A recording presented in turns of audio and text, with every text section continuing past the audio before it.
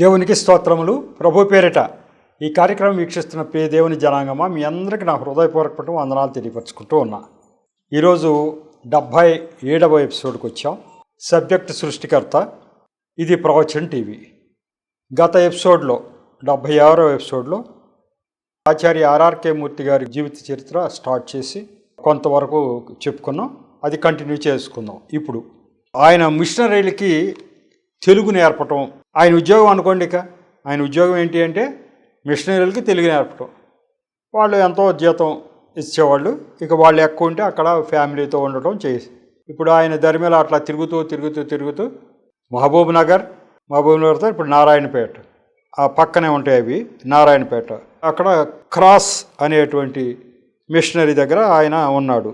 అక్కడే ఈ బైబిల్ సత్యాలన్నీ తెలుస్తూ ఉన్నాయి. అయితే పరివర్తన రావడం మొదలుపెట్టిందంట. ఇప్పుడు దేవుడు ముడుతున్నాడు. దేవుడి యొక్క ఆత్మ ఈయన్ని ముడుతూ ఉంది. ఎప్పుడైతే ఆ బైబిల్ చదువుతూ ఉన్నాడో పరివర్తన వస్తాం మొదలుపెట్టింది.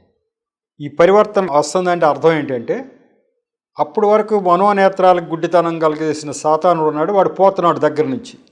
సాతానుడు వాడు ఎంతసేపు కూడా వాడు తీసుకున్నది ఏంటంటే, దేవుడి దగ్గర పర్మిషను, నేను మీ వైపు చూడకుండా మనుషుల్ని వాళ్ళని పరిశీలించి బయటికి లాగటానికి చూస్తూ ఉంటా.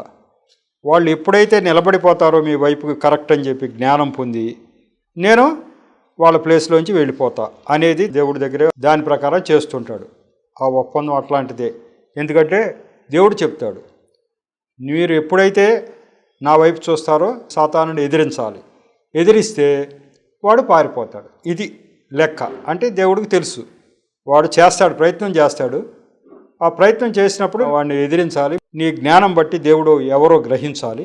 వెంటనే వాడు వెళ్ళిపోతాడు. కాబట్టి ఇక్కడ ఏం జరుగుతూ ఉంది, ఆ సాతానుడు ఇప్పుడు వరకు కూడా అన్నాడు, ఏ దేవుడైనా ఒకటే అనుకున్నాడు కదా, ఎందుకు ఈయన ఒక్కడే దేవుడు అనుకున్నాడు కదా, అది మారిపోతుంది. ఆ సాతానుడు ఇక ఈ జ్ఞానం వచ్చిన కొంది, ఈయన జ్ఞానం వచ్చిన కొంది సాతానుడు చెడిపోతూ ఉంటాడు. కాబట్టి ఇక ఈయనకి అర్థమవుతూ ఉంది. ఇదివరకల్లా క్రైస్తవుల్ని నేను తక్కువగా చూసేవాడు. ఎందుకని, వాళ్ళకి కొంచెం జ్ఞానం తక్కువగా ఉంటుంది కదా. వీళ్ళే పండితుల కుటుంబం, వీళ్ళకి అన్ని మంత్రాలు శ్లోకాలు అన్నీ వచ్చు, సంస్కృతం అవన్నీ వచ్చు. వీళ్ళకేమి పెద్దగా రాదు కదా. ఏదో కొద్ది గొప్ప చదువు, కొద్ది బోధ. అప్పుడు బోధ గ్రామీణ ప్రాంతాల్లో సేవకులు అంటే ఏదో కొద్ది చదువు ఉన్నటువంటి వాళ్ళు, ఈ తక్కువ కులాల నుంచి వచ్చిన వాళ్ళు, ప్రభువును అంగీకరించిన వాళ్ళు పాస్టర్లుగా ఉండేవాళ్ళు. అప్పుడు ఆ పాస్టర్లకి కొంచెం తెలివి తక్కువగా ఉండడం చేత వాళ్ళని ఆ ప్రశ్న వేసి ఈ ప్రశ్న వేసి ఇబ్బంది పెట్టేటువంటి మనిషికి ఎట్లా వచ్చిందంటే, క్రైస్తవుల బలహీనతలను తీవ్రంగా విమర్శించే నాలో వారి పట్ల ప్రేమ, సానుభూతి కలగసాగాయి. జనరల్గా వాళ్ళు మరి తక్కువ కులాల నుంచి వచ్చిన వారు కాబట్టి వాళ్ళు కొన్ని బలహీనతలు వాటినన్నింటిని చూసి ఇదివరకు అసహించుకునేవాడు అనమాట. ఇప్పుడేం ప్రేమ కలుగుతుందట, వాళ్ళ మీద సానుభూతి కలుగుతుందట. పాపం వాళ్ళకి అవకాశాలు లేవు, చదువే అవకాశం లేదు. మరి మన ఉన్నత కులాలకు ఉన్నటువంటి అవకాశాలు వాళ్ళకి లేవు. కాబట్టి వాళ్ళకి అంతంత మాత్రంగానే జ్ఞానం ఉంది.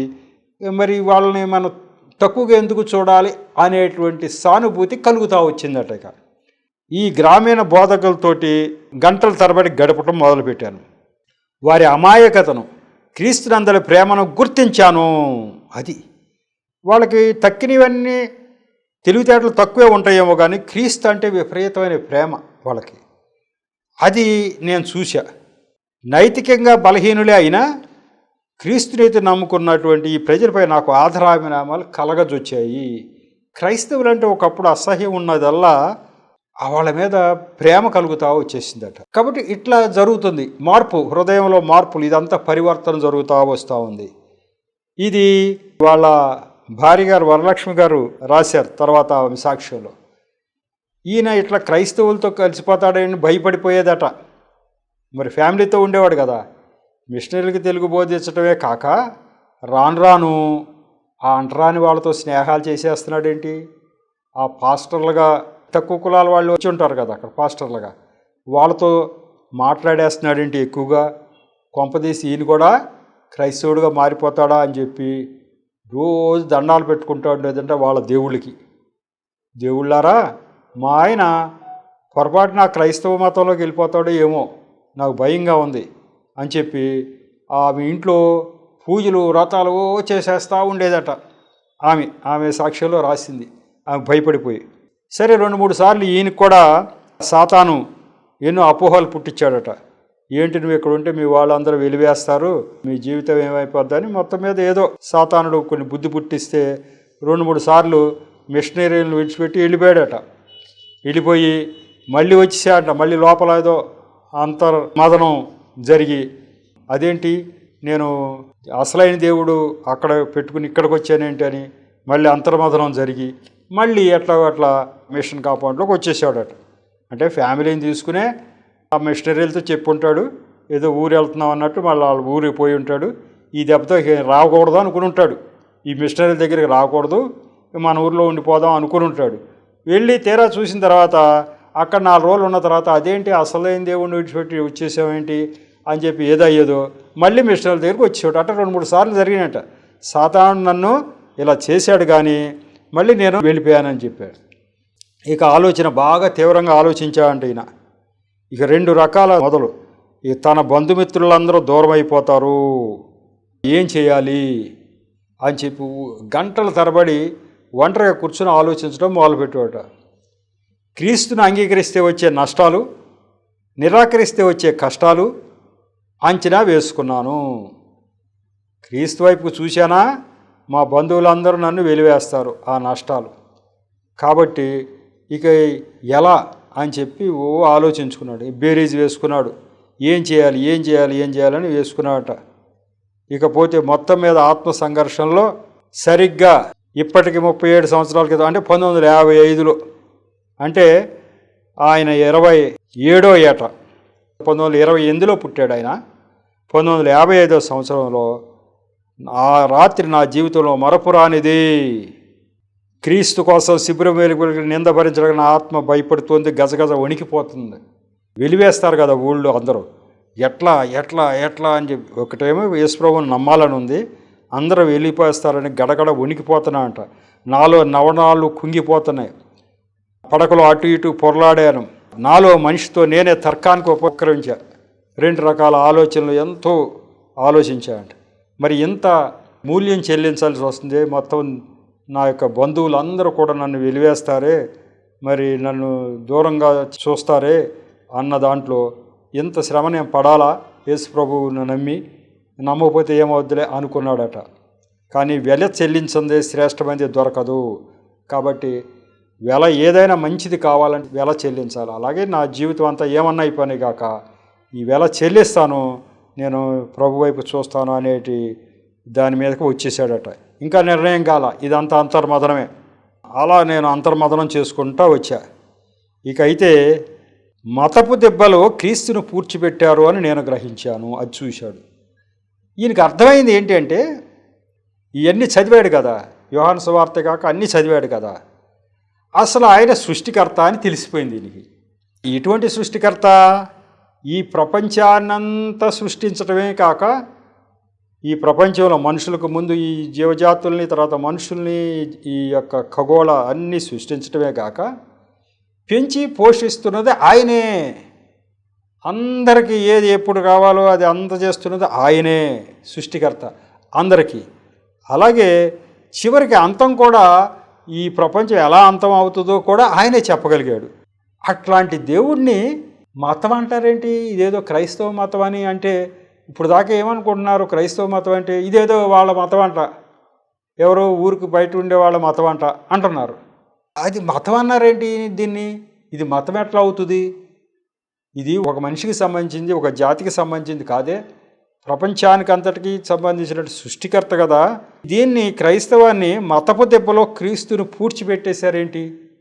ఎంతసేపు ఏదో పలానా వాళ్ళకి అంటారేంటి? ఇది తప్పు కదా.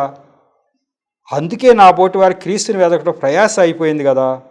దీనికి బాధ్యులు క్రైస్తవ మతస్థులేని నేను కంఠంతో చెప్తున్నాను. అప్పుడు అనుకున్నాడట, అసలు ఇలా చెప్పారేంటి? ఇప్పుడు వరకు అందరూ కూడా ఇట్లాగే అనుకుంటున్నారేంటి? యేసు ప్రభు అన్న ఆయన, అంటే బైబిల్ గ్రంథంలో దేవుడు అన్న ఆయన సృష్టికర్త. ఆయన ఏదో కొంతమందికి మేలు చేయటానికి ఆయన శిలువ యాగం చేశాడు, తప్పులు చేసిన వాళ్ళందరినీ రక్షించడానికి చేశాడు. ఎవడో తప్పులు చేసినవాడు పోతాడు, మనకెందుకు అన్న భావం మాకు కలిగింది. కారణం ఏంటంటే ఆయన శిలువ యాగం చేశాడు, దాని ద్వారా పాపాలన్నీ కొట్టుకుపోయేటట్టుగా చేశాడు, అందుకు మేము నమ్ముతున్నాం అంటున్నారు. అందుకా మీరు నమ్మేది? కాదు, ఆయన సృష్టికర్త కాబట్టి యేసు ప్రభువుని నమ్ముతున్నాం. ఇది బోనస్ పాయింట్. ఏది? శిలువయాగం అనేది. శిలువయాగం చేయకపోతే యేసు ప్రభువుని నమ్మవా? శిలువయాగం చేయలేదండి. ఎవరిని ఆరాధించాలి? బైబిల్ గ్రంథంలో దేవుడే. ఆయన యేసు ప్రభు వారు అసలు ఈ లోకానికి రాలేదండి. ఎవరిని ఆరాధించాలి? బైబిల్ గ్రంథంలో దేవుడే, యెహోవా దేవుడే. ఆయన ఈ శిలువయాగం చేయటానికి పని కట్టుకుని మనిషి రూపం ధరించి రావటం అనేది దానికోసం వచ్చాడు. అది బోనస్గా మనకు ఒకటి ఇవ్వదలుచుకుని వచ్చాడు అంతే. అది ఇవ్వలేదు, శిలువయాగం చేయలేదు, మనిషి రూపంలో రాలా. అప్పుడు ఎవరిని ఆరాధించాలి మనం? బైబిల్ గ్రంథంలో దేవుడే, యెహోవా దేవుడే. ఆయన సృష్టికర్త, ఇంకెవరు కాదు. మరి ఇదేంటి చెప్పవలసిన రీతి ఏంటి? యేసు ప్రభు శిలువయాగం చేశాడో మన పాపాలు ఆయన మీద వేసుకున్నాడు కాబట్టి వెళ్ళామనే మనం చెప్పాలి? నో, అలా కాదు చెప్పవలసింది. ఆయన సృష్టికర్త. మన మానవాళికి ఒక ప్లస్ పాయింట్ ఏంటి? మన పాపాలు మన మీదే మోసుకునేవాళ్ళు. లేకపోతే ఏమైతే ఆయన శిలువయాగం చేయలేదండి. మన పాపాలు మన మీదే ఉండేవి, మనం మోసుకునేవాడు. ఎవడు తప్పు చేస్తే వాడు పాపానికి పోయేవాడు, ఎవడ పాపం వాడు మోసుకునేవాడు అంతే. ఎవడ పాపం వాడు పోసుకోకుండా ఆయన మోసి, ఇదిగో అబ్బాయి నేను మోసాను, నేను చేసినటువంటి శిలువయాగం అంగీకరిస్తే నువ్వు మొయ్యవలసింది కూడా నా ఖాతాలో పడిపోతుంది అని చెప్పాడు. ఇంతే తప్ప ఆయన సృష్టికర్త, అందుకోసం మనం నమ్మాలి అనే భావం ఏ క్రైస్తవుడు చెప్పట్లేదు, ఏ సేవకుడు చెప్పట్లేదు. ఇది తప్పు కదా అన్నాడు. మరి ఇంత నాలెడ్జ్ మరి అప్పుడు సేవకులకి ఎట్లా ఉంటుంది? ఇప్పుడైతే మనం ఈ గ్రంథాలన్నీ చదివాం, ఇప్పుడు మనకు కొంత అవగాహన వచ్చింది, అందుకు మనం చెప్పగలుగుతాం. అప్పుడు వాళ్ళకి తెలిసిందంత అంతవరకు యేసు ప్రభు వారు శిలువయాగం చేశారు, పాపాలు ఆయన మీద వేసుకున్నాడు, అందుకు నమ్మేస్తున్నాం అంటున్నారు. వీళ్ళేమనుకుంటున్నారు? మిగతా కోట్ల కొలది మరి ఇతరులు యేసు ప్రభు మార్గంలో లేని వాళ్ళు అనుకున్న పదం ఏంటంటే, మనం పెద్దగా పాపం చేయము, మనం అంతా ధర్మం ప్రకారం ఉంటాము, ఎన్నో మంచి పనులు చేస్తాము, పశుపక్షాదుల వల్ల మంచి దయ కలిగి ఉంటాం, దాన ధర్మాలు చేస్తాము, ఎవరికి అపకారం చెయ్యము, మనం అంతా నీతిగా బ్రతుకుతాము, ఎక్కడ చెడ్డ పనులు చెయ్యము, ఇది మన స్టైలు. మనకి కానీ ఒకవేళ చిన్న తప్పు జరిగినా, చిన్న పాపం దొరిలినా అది తీసేయటానికి మన దేవుళ్ళు కొన్ని మార్గాలు పెట్టారు. ఆ మార్గాలు ఏంటి అంటే, ఇదిగో పలానా పవిత్ర గంగానది స్నానం చేయటం, పలానా పుణ్యనదుల్లో స్నానం చేయటం, మంత్రాలు చేపించటం, ఇవన్నీ చేస్తే ఆ చిన్నపాటి పాపాలు కొట్టుకుపోతాయి, మనం స్వర్గానికి వెళ్తాం. మనకి ఈ అవకాశాలన్నీ ఉన్నాయి. వాళ్ళు అనుకునేది మనకి ఈ అవకాశాలన్నీ ఉన్నాయి. ఈ యొక్క నిమ్న జాతులు అంటే తక్కువ కులాల వాళ్ళు ఉన్నారే, వాళ్ళకి ఏమి తెలియదు, ఏ మంత్రాలు తెలియదు, ఏవి తెలియదు. మరి వాళ్ళు ఏ కాశీ వెళ్ళరు, ఏ గంగానదిలో మనకు ఏ పుణ్యనదిలో స్నానం చేస్తే పుణ్యం వస్తుందని తెలియదు. వాళ్ళకి ఏం చేయరు, వాళ్ళకి ఏం తెలియదు. వాళ్ళు చిన్న పాపం చేసినా వాళ్ళ మీద అట్లా నిలబడిపోద్ది. మన మీద చేసిన పాపాలన్నీ ఇలా కొట్టుకుపోతాయి. మనం నిత్యము దేవుడికి ప్రార్థనలు చేయటం ద్వారా, పూజలు చేయటం ద్వారా, ఈ వ్రతాలు చేయటం ద్వారా, యజ్ఞ యాగాదులు చేయటం ద్వారా, అలాగే ఈ పుణ్యస్నానాలు చేయటం ద్వారా, మంత్రాలు చెప్పించడం ద్వారా మన పాపాలు కొట్టుకుపోతాయి. వాళ్ళకి అవి కొట్టుకుపోవు. అందుకు అవన్నీ కూడా తీసేయటానికి ఒక యేసు ప్రభు అన్న ఆయన చేశాడు అట్లా శిలువయాగం. అందుకు ఆయన అంగీకరిస్తే ఇవన్నీ చేయకుండా వాళ్ళ పాపాలు కూడా కొట్టుకుపోతాయని పోతున్నారు వాళ్ళు. అంతేగాని మనం కూడా యేసు ప్రభు అంగీకరించాలి, మనం చేసేదంతా తప్పు, మనం ఈ పుణ్యనదుల్లో స్నానం చేయటం అబద్ధం, మన పాపం పోవటం అబద్ధం, మనం స్వర్గానికి వెళ్ళటం అబద్ధం, ఇది అంతా వట్టి కల్పనే, అసలు విషయం అదే అనే విషయం ఎవరు చెప్పారు? మాకు ఎలా తెలుస్తుంది? క్రైస్తవులే దీనికి బాధ్యులు అన్నట్టు రాస్తున్నాడు. అంటే ఈయనకి వచ్చిన అవగాహన అది. అంత దూరం ఆలోచించాడు. ఎవరు చెప్పారు మాకు ఈ విషయం? ఇంత దూరం ఆయన సృష్టికర్త అని చెప్పరే ఇప్పటి వరకు. ఇప్పుడు నేను చదివితే ఇవన్నీ తెలిసినాయి అనుకుంటున్నాడు ఆయన. అసలు ఈ విషయాలు చెప్పరే, ఆయన ఒక్కడే సృష్టికర్త అని ఈయన అనుకుంటున్నాడు. మరి ఆ రోజులకి వాళ్ళకున్న జ్ఞానం అంతే ఉంటుంది కాబట్టి వాళ్ళు అంతే చెప్పడం జరిగింది. ఈయన అనుకున్నదల్లా దీనికి అంతటికి బాధ్యులు క్రైస్తవ మతస్థులే అని నేను కంటతో చెప్తున్నా అన్నాడు. అంతే. క్రైస్తవులు ఏం చెప్పాలి? ఆయన ఒక్కడే దేవుడు, మీరు తక్కిన దేవుళ్ళు అంటున్నారే అవంతా అబద్ధం అని చెప్పాలి. అన్నాడు. అట్లా చెప్తే ఊరుకుంటారా? కానీ చెప్పాలిగా అంటున్నాడు ఆయన. అలా చెప్పాలి కదా మీరు, కాబట్టి మీరే బాధ్యులు అంటున్నాడు. శిలువయాగం ఒకటే అని చెప్తారేంటి ఇప్పుడు వరకు? ఆయన సృష్టికర్త అనే పదాలు చెప్పలేదేంటి అని అంటున్నాడు. అంటే ఈ అంతర్మదనం అంతా లోపల వస్తుంది. ఇంత ఆవేదన వచ్చిన తర్వాత యేసు ప్రభువుని నమ్మకుండా ఆగుతాడు ఎవరైనా?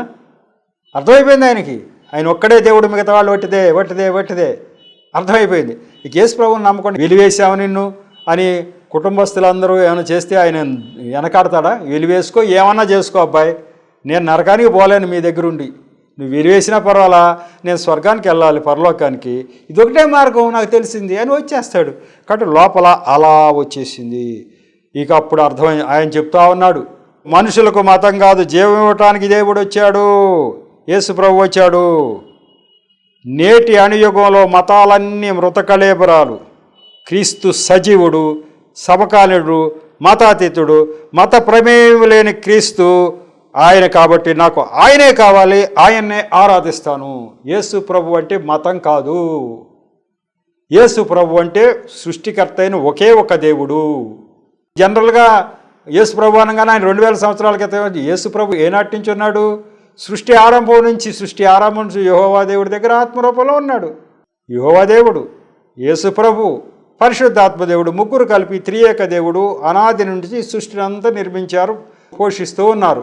కాబట్టి యేసు ప్రభు అంటే మొన్న 2000 సంవత్సరాల క్రితం శరీరాకారంతో వచ్చిన యేసు ప్రభు కాదు. సామెతల గ్రంథంలో చెప్పాడు కదా, సృష్టి ఆరంభం నుంచి ఆత్మరూపంలో ఉన్నటువంటి యేసు ప్రభు. యేసు ప్రభువుని ఆరాధిస్తున్నాం అంటే అర్థం ఏంటి? త్రియేక దేవుడిని ఆరాధిస్తున్నాం, తండ్రి, కుమార, పరిశుద్ధాత్మల్ని. కాబట్టి ఆయన మత ప్రమేయం లేదు ఆయనకి.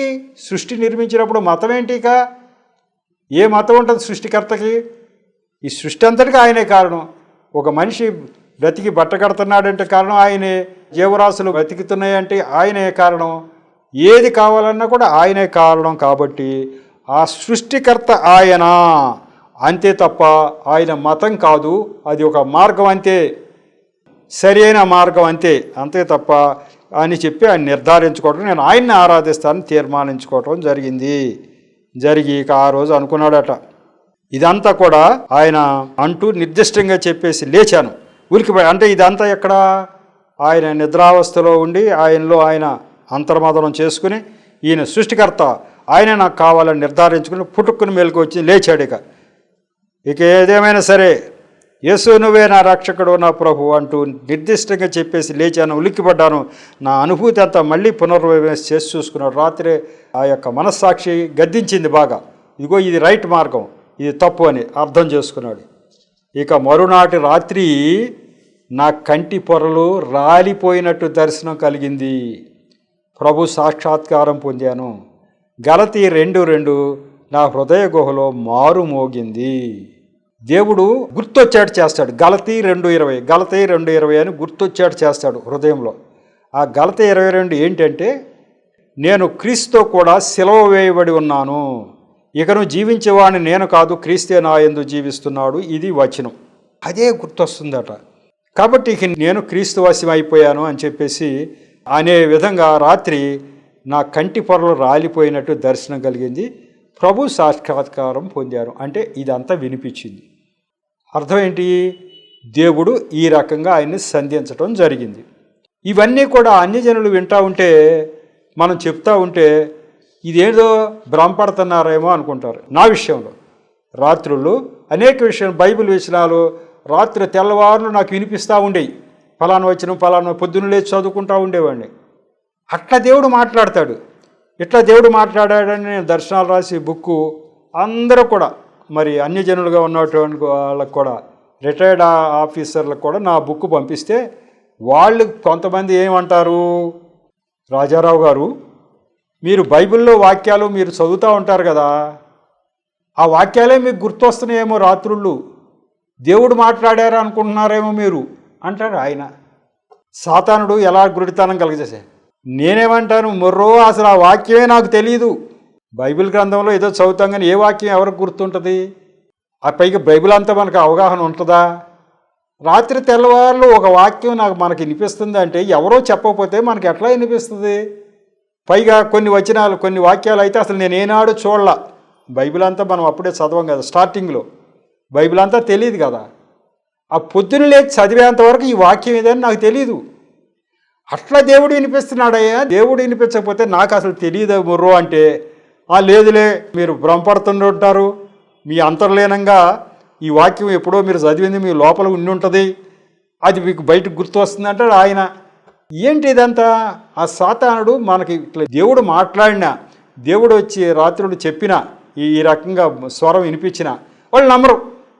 అంటే సాతానుడు ఇంకో దారి తీసుకుపోతాడు తప్ప వాళ్ళని ఇచ్చేయండి.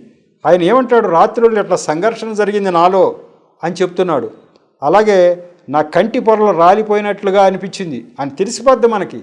అట్లా అనిపించింది నాకు ఈ యొక్క వాక్యము రాత్రులు నాకు ప్రత్యక్షమైంది. రాత్రి అంతా కూడా హృదయంలో ఇదే నా అనుభవాలు. నాకు కూడా అట్లాగే ఎన్నో వాక్యాలు రాత్రులు తెల్లవారులు కూడా మన మైండ్లో మారుమోగుతూ ఉంటాయి. ఏంటో తెలీదు, పొద్దున్నే చదువుకుంటాం మనం. కాబట్టి ఇట్లాంటి దర్శనాలు కలుగుతాయి. ఒక ఆయన అయితే మీకు మీ నాలెడ్జ్ కోసం చెప్తా ఉన్నా, ఒక ఆయన అయితే దేవుడు కనపడ్డాడు అంటావేంటి, దేవుడు ఎట్లా ఉన్నాడు, ఆయనకి మీసాలు ఉన్నాయా, జుట్టు ఉందా, ఇది అడుగుతున్నాడు. అయ్యో అట్లా కాదు బాబు, ఏదో ఒక మనిషి రూపంలో దేవుడు మాట్లాడతాడు, ఆయన ఇట్లా ఉన్నాడు అట్లా ఉన్నాడు నేను చెప్పలేను. అలాగే స్వరం వినిపిస్తాడు, ఆ స్వరం ఎవరు వినిపిస్తున్నారో దేవుడు వినిపిస్తున్నాడు, ఆయన ఇట్లా ఉన్నాడు అట్లా ఉన్నాడు అని అట్లా కనపడటం ఇవన్నీ ఉండదు అని చెప్తా ఉంటే వాళ్ళు ఇంకో రకంగానే దాన్ని భావిస్తూ ఉంటారు. ఏమో భ్రమపడి ఉంటారేమో మీరు అంటారు. ఇట్లా సాతానుడు మనం నిజంగా కూడా ఈ రాజారావు అన్న వ్యక్తి అబద్ధం చెప్పడు కదా. ఈయనకి రాత్రి తెల్లవాళ్ళు ఈ వచనం వినిపించింది అంటున్నాడు. ఈ వచనం ఈయనకి అసలు బైబిల్లో ఉన్న విషయం తెలియదు అంటున్నాడు. ఇది ఎంతవరకు నిజమో దేవుడు చూపించకపోతే ఇది ఎట్లా జరుగుతుంది అని ఆలోచించొద్దా? ఈయన ఒక్కడే కాదు, పోని ఇంకా బోళ్ళంతమంది ఉంటారు ఇట్లా దర్శనాలు వచ్చిన వాళ్ళు, ఇలా మా దేవుడు మాట్లాడారని చెప్పేవాళ్ళు అనేక మంది ఉంటారు.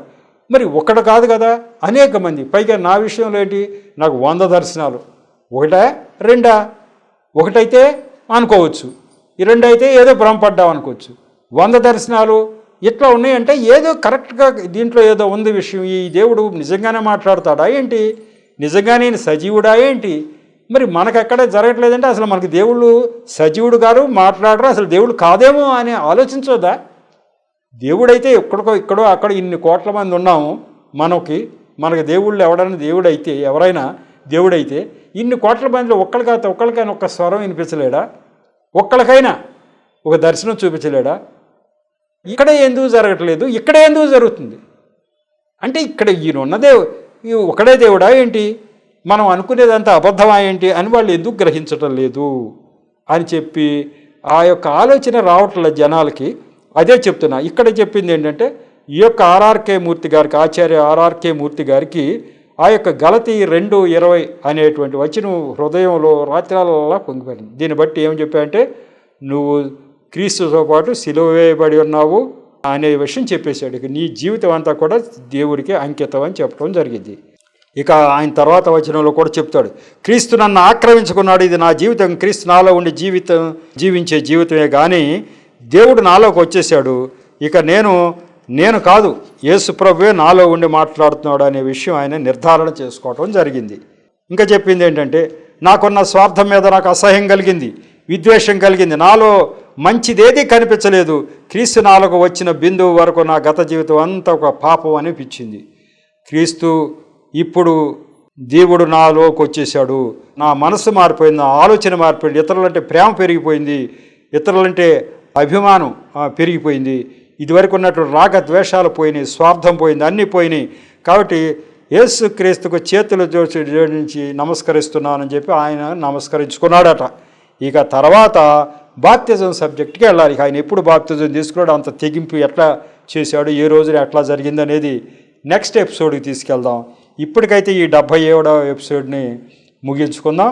ఇప్పటి వరకు దేవుడు ఎంత అంతర్మదనం వీళ్ళలో కలిగిందో, ఆచార్య ఆర్ఆర్కే మూర్తి గారికి ఎంత అంతర్మదనం కలిగిందో, సృష్టికర్త ఈయనైనటువంటి అవగాహన వచ్చిన తర్వాత ఇక ఏమన్నా అయిపోయినాయి గాక నేను తెగించి ఈ యొక్క యేసు ప్రభు వైపుకి వచ్చేయాలని నిర్ణయం తీసుకున్నాడు. ఆ తర్వాతే బాప్తిజం ఎప్పుడు జరిగిందంటే 1955 సంవత్సరం సెప్టెంబర్ 26. సెప్టెంబర్ 26, 1955 సంవత్సరం. అంటే అప్పటికి ఎన్ని సంవత్సరాలు ఆయనకి? 27 సంవత్సరాలు. 27 సంవత్సరాల వయసులో ఆయన ప్రభు వైపు చూడటం జరిగింది. వచ్చే ఎపిసోడ్లో మరి 78వ ఎపిసోడ్లో ఆయన బాప్తిజం తీసుకోవటం ఎట్లా జరిగింది, ఆ బాప్తిజం తీసుకునే రోజు ఆయన డైరీలో ఏం రాసుకున్నారు, అదంతా కూడా మీకు ముందుకు తీసుకురాబోతూ ఉన్నా. ఇప్పటికైతే మరి ఈ యొక్క ఎపిసోడ్ని ఇంతటితో ముగించాలని అనిపిస్తూ ఉంది. ఎందుకంటే బాప్తిజం సబ్జెక్టు మొదలు పెడితే అది కొంచెం పెద్దది కాబట్టి అదంతా కూడా నెక్స్ట్ ఎపిసోడ్కి తీసుకెళ్దాం. ఇప్పుడైతే ఈ యొక్క ఎపిసోడ్ని ఇంతటితో ముగించుకుందాం. ఈ తర్కం అంతా కూడా మీరు విన్నారు కదా. ఇంత గొప్ప తర్కం జరగాలంటే కారణం దేవుడు ఆత్మచేత సంధించబడాలి. కాబట్టి యేసు ప్రభుని ఒక మనిషి అంగీకరించాలి అంటే దేవుడు ఆత్మ కార్యం జరగాలి, ఆత్మ సంధించాలి, ఆత్మ వాళ్ళని ఇన్ని రకాలుగా ఆలోచింప చేయాలి. అలా కాకోకుండా ఆత్మ సహాయం లేకుండా యేసు ప్రభువును నమ్ము అంటే ఎవరు నమ్మరు. కాబట్టి ఇలాంటి ఆలోచన రావాలంటే కారణం ఏంటంటే ముందుగా ఒక మనిషి యేసు ప్రభు వైపు చూడాలి. చూస్తే దేవుడు ఆత్మ వస్తుంది. నేను నీ యొక్క తలుపు దగ్గర నిలబడి, హృదయమైన తలుపు దగ్గర తట్టుతూ ఉన్నాను. నువ్వు తలుపు తెరిస్తే లోపలికి వచ్చి నీతో కలిసి మాట్లాడాలి, నీతో భోంచేయాలి అనుకుంటున్నాను ప్రకటన గ్రంథంలో చెప్తాడు. అదేంటి తలుపు తోసుకు రాలేడా దేవుడు? హృదయంలో దూరిపోడాడు, దూరం. ఇదే చెప్పాడు. హృదయం యొక్క తలుపు దగ్గరకు వచ్చి తడుతూ ఉంటా, నువ్వు తలుపు తెరిస్తే నేను వచ్చానని నేను వస్తా అన్నాడు. అంటే తలుపు తెరవాలి. ఆచార్య ఆర్ఆర్కే మూర్తి గారు తలుపు తెరవనంతకాలం రాలా, తలుపు తెరిచాడు, ఆలోచించడం బిగించేశాడు. అసలు సృష్టికర్త ఈయన అని ఆలోచన వచ్చినప్పుడు దేవుడు వచ్చాడు, ఆయనలో ఉన్నటువంటి డౌట్లన్నీ క్లారిఫై చేసి నేను ఒక్కడనే దేవుడని ఆ యొక్క పాప జీవితం వదిలేసేసి ఈ యొక్క కొత్త జీవితంలోకి వచ్చి నూతన జన్మ ఎత్తినట్టుగా వచ్చే విధంగా దేవుడు మలుచుకుంటూ ఉంటాడు. అట్లాంటి మలుపు తిరిగిందే ఈ యొక్క ఆచార్య ఆర్ఆర్కే గారి జీవితం. మరి ఇంతటితో ఈ యొక్క మాటల్ని సాక్ష్యాన్ని ముగించుకుందాం. దేవుడు ఈ యొక్క మాటలను సాక్ష్యాన్ని దీవించునుగాక. చిన్న ప్రార్థన చేసి ముగిస్తా. కృపగల దేవా, మహాపరిశుద్ధుడా, ప్రేమగల తండ్రి, ప్రభువా మీకు వందనాలు స్తోత్రాలు చెల్లించుకోండి. ఈరోజు ఈ 77వ ఎపిసోడ్ని కూడా తగిన నడిపింపుని దయచేశారు తండ్రి. నన్ను మరుగుపరిచి మీరు మాట్లాడారు.